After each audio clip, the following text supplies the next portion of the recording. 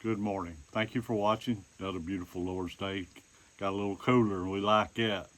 So I hope you get out today and have a good day and go to church and everything goes good for you.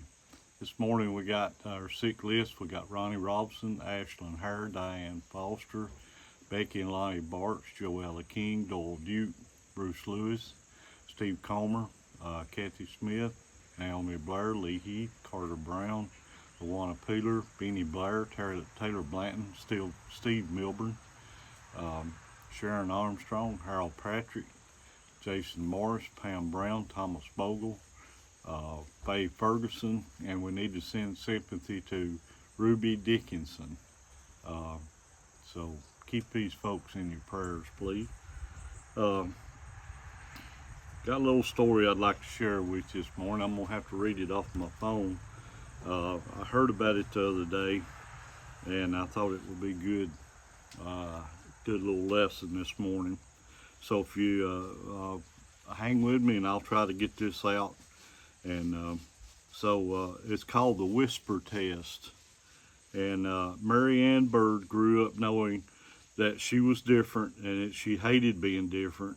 Mary Ann was different because she was born with a cleft palate, disfigured face, crooked nose, lopsided teeth, and deafness in one ear. When she started to attend school, her classmates constantly teased her and made it clear to her how she looked to them, a little girl with misshapen features and somewhat garbled speech. She could not even blow up a balloon without holding her nose, and when she bent to drink from a water fountain, the water spilled out of her nose. Her classmates asked, "What happened to your lip?" Mary Ann would tell them that she had fallen as a baby and cut it on a piece of glass.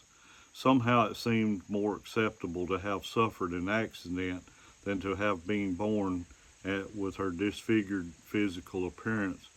By the age of 7, Mary Ann was convinced that no one outside of her own family could ever love her or even like her.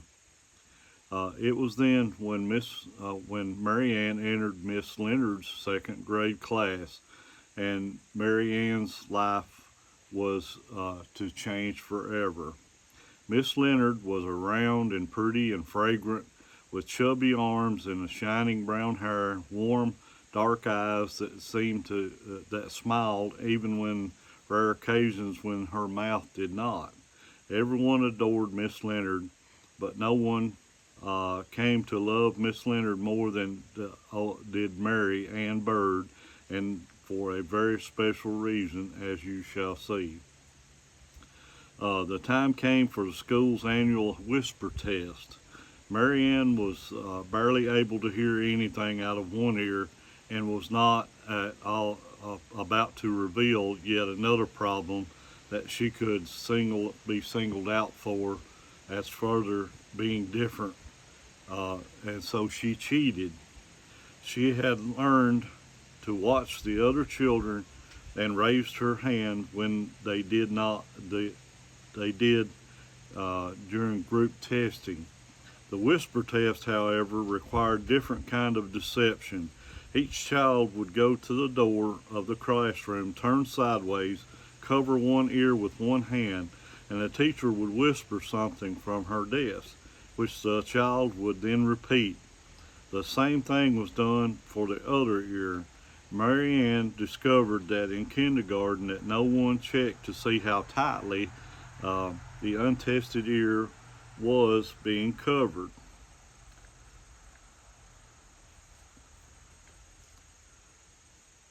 Let's see.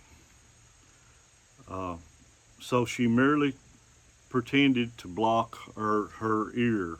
As usual, Mary Ann was last. Mary Ann was last, but although all through the testing, she wondered what Miss Leonard would whisper to her.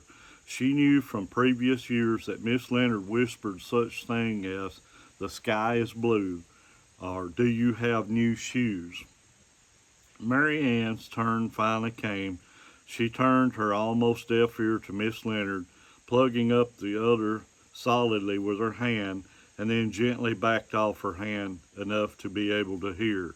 She waited then to hear the words from Miss Leonard's mouth, 7 words that forever changed Mary Ann Bird's life. Miss Leonard whispered softly, "I wish you were my little girl." That seemingly small encounter changed Mary Ann's life forever. Words do matter. A small act of kindness can make a significant difference. Sometimes all it takes is 7 little softly whispered words. So physically, nothing really changed for Mary Ann Bird. She still had her cleft palate, disfigured face, and crooked nose, her lopsided teeth, and her deafness in one ear. She was still the object of her classmates' painful ridicule. But everything changed outside of Mary Ann Bird.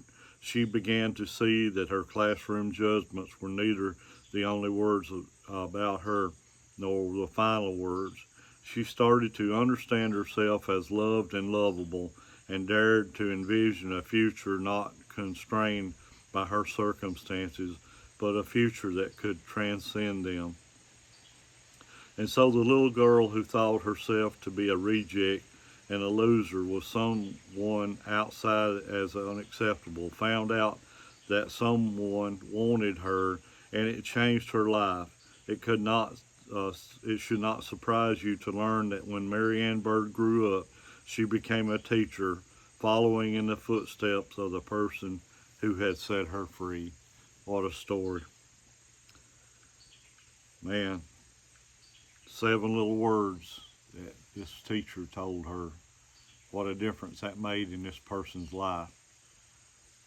When we think about it, this is what Jesus says to us. Jesus tells us, we are damaged because of sin in the world and the bad choices that we made in our life. We're also damaged. But Jesus says to us, "I wish you were my son or my daughter." Jesus wants us to come to him. We could go through our lives every day and we meet people that, we could be nice to. I heard something the other day that said, and it made me think, it's that, if we do something nice for somebody, that may be the only nice thing that happens to them in that day, or maybe even all week. Maybe nobody's ever nice to that person. You ever think about that? You see people that don't talk very much. It'd be good to just tell them hi, hi, and how's your day going, and just speak to them kindly. Do something good for them. Open the door for somebody, or just anything that you can do to be nice to them. That might be the only good thing that happens to them. So please keep that in your mind, when you meet people. But we need to remember that we're also damaged, and Jesus wants us to come to him. That's the end of my little lesson for today. Thank you for watching. Please keep all of our sick and those that have lost loved ones in your prayers. Please keep the family down there in Georgia, and I think there's been some more shootings since then, so please keep those families in your prayers, the ones that got shot. And pray for this young man and his dad. They have made some terrible mistakes, and they're going to have to pay the consequences. Maybe other people can learn from this. Maybe we can do better, and so that's where we're at. But please keep our servicemen and women in your prayers, our first responders, the doctors and nurses, and all the folks that keep us safe and healthy. Thank you for watching. God bless. See you next time.